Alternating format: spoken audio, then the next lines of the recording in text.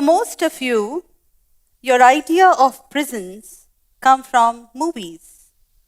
Who can forget that famous line by Amitabh Bachchan in the movie Kalia, wherein he says, "Hum jahan khade hote hain, line wahi se shuru hoti hai." Though this line romanticizes prison scene, in actuality, prisons are dark dungeons. Everything about them is grim and grey, particularly when it comes to prisoners who are poor. Prisons are supposed to be great levelers. Unfortunately, they are not. Discrimination is writ large in prisons, flouting rules, laws, court orders. If you have no money to bribe, prisons will literally turn out to be hell for you. On the other hand, there is a quid pro quo arrangement between the prison officials and the wealthy prisoners. So what are these privileges that are available to some? Flouting rules and laws. Firstly, privileges in jails is mostly about space and cleanliness. While an ordinary prisoner is dumped in a cell which is overcrowded, so much so that even to sleep, prisoners have to take turns, not to mention the toilets that are very dirty and abode of infections. On the other hand, a wealthy prisoner can manage to get a single cell all for oneself. When I was DIG prisons in Bengaluru, I had reported on jail irregularities, wherein I had mentioned how a politically powerful prisoner was given 5 cells, with one cell being used as the yoga room, another as sleeping room, another to keep belongings, and so on, coupled with 150 feet length of corridor being used as private walking space where none could enter.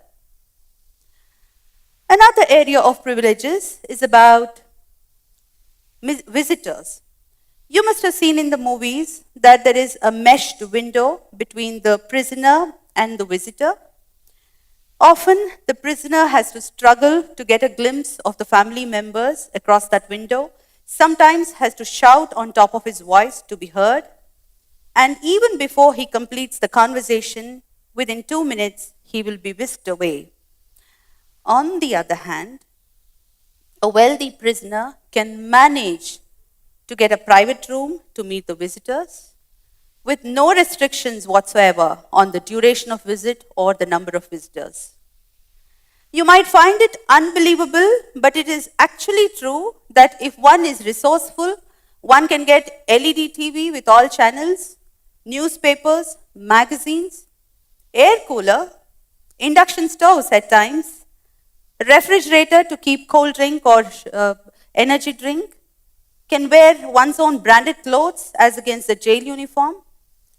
Use of mobile phones is rampant, and sometimes the system is misused to such an extent that prisoners go and sit in the jail official's room and use the official landline phones.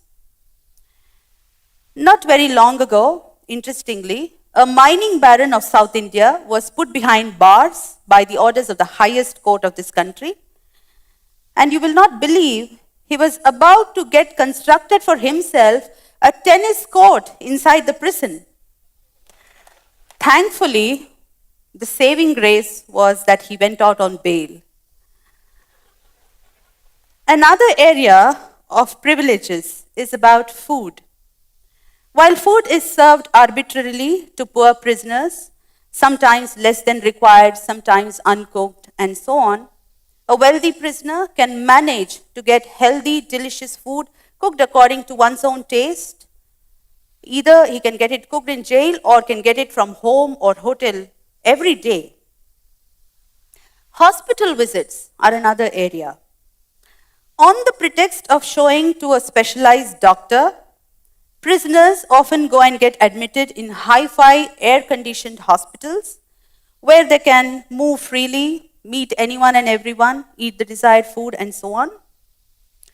The Supreme Court noted that an MLA, member of Legislative Assembly from Eastern India, had spent, out of his 4 years imprisonment term, had spent about 1.5 years in a hospital outside the prison. Similarly, a query under the Right to Information Act in Nitish Katara murder case reveals that the accused, within 2 years jail term, had gone out 66 times as an OPD patient to a hospital outside the prison. If this is about the influential prisoners, what about the underdogs?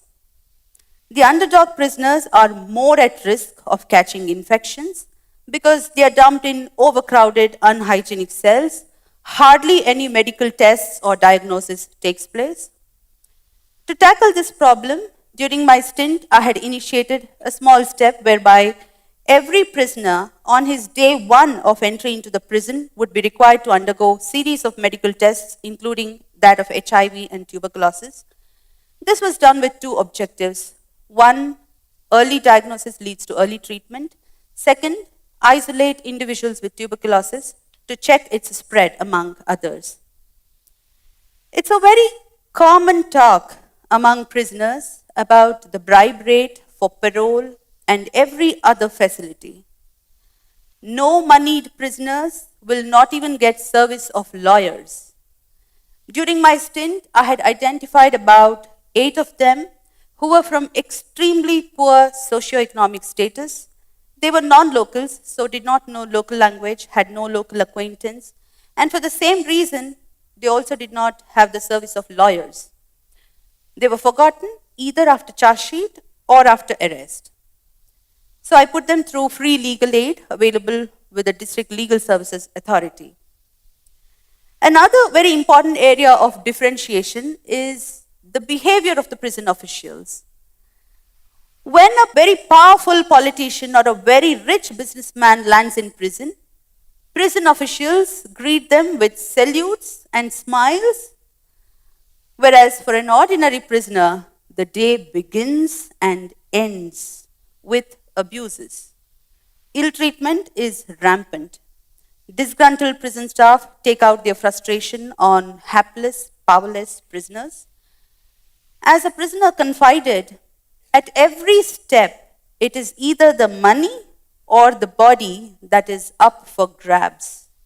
So in this process, prisoners get dehumanized. Now, some of you may ask me, what is the big deal if some privileges are given to certain prisoners? Well, to them I would like to say, it is of utmost concern and needs to be checked simply because if you spare a moment of thought as to what propels people to commit crime, you will realize that the socio-economic theory says conditions of inequality, discrimination, deprivation, prejudice against the poor, ill treatment of the poor are all the reasons that compel people to commit crime. Now, if the same conditions of inequality, discrimination, deprivation are all replicated inside the 4 walls of the prison, what motivation will a poor prisoner have to reform himself? His idea or belief will get reinforced that committing crimes, breaking laws, taking shortcuts are the only methods for a comfortable living. Unfair prison system is more dangerous than anything else simply because prisoners will go in and come out as bigger criminals. It is therefore of utmost necessity that we create conditions of equality and non-discrimination in prisons, but this is not easy to achieve. Prisons are the most inert to change among all other governmental institutions. There is a reason for this. Every other governmental institution, including police stations, that are complained of high-handedness and torture, are open to general public, to the media, to the RTI activists, social activists, and so on. Anyone can enter anytime. But what about prisons? None can enter. So it is in this opaque system the whims and fancies of the prison officials become the law. Prisoners are completely at their mercy. Prison officers can turn demonic and unleash terror in the dark caves called prisons. It is therefore high time we sensitize the prison staff, curb corruption, create conditions of fair play and justice and equality in the prisons. For this, technology can come in as a savior. CCTV cameras installed in every cell can be monitored by the courts or the prison headquarters and can put an end to much of the woes of prisoners. Well, to conclude, I will only say, when a high-profile criminal is put behind bars after spending millions of taxpayers' money and decades' time, society heaves a sigh of relief. But, ironically, for that high-profile offender, it is just the beginning of a second honeymoon. It is high time our prisons became correctional institutions with emphasis on reform and rehabilitation. Else, prisons will remain breeding grounds of more perilous criminals who will pose humongous problems to the society. Thank you.